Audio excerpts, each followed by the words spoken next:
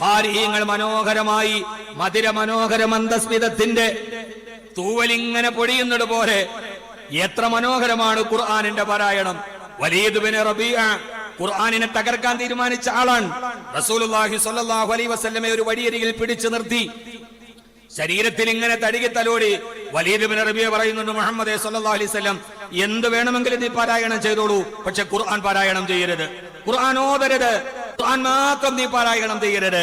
തന്റെ വശീകരണത്തിന്റെ മന്ത്രം പോലെ ഹബീബിന്റെ ശിരസിൽ നിന്ന് മുഖത്തിലൂടെ ഇങ്ങനെ തടികി തലോടി അള്ളാഹുവിന്റെ റസൂലിനെ വശംവദനാക്കി. അവസാനം പറഞ്ഞു, ഖുർആനിനെ ഓതില്ലെന്ന്, കൈബാലയത്തിന്റെ മുമ്പിൽ ഓതരില്ലെന്ന് നീ എന്നോട് സത്യം ചെയ്യണം. ഹബീബ് നിശബ്ദനായി നിന്നു. പ്രിയപ്പെട്ട ഹബീബ് സല്ലല്ലാഹു അലൈഹി വസല്ലം തന്റെ വാക്കുകൾക്ക് വശംവദനായി എന്ന് കരുതി വലീദ് ബിൻ റബീഅ പോകാൻ ഒരുങ്ങവേ പ്രവാചകൻ തന്റെ റിസാലത്തിന്റെ ഇരുകരങ്ങൾ വലീദ് ബിൻ റബീഅയുടെ ഇരുചുമലുകളിലേക്ക് ചേർത്ത് വെച്ച് കണ്ണിലേക്ക്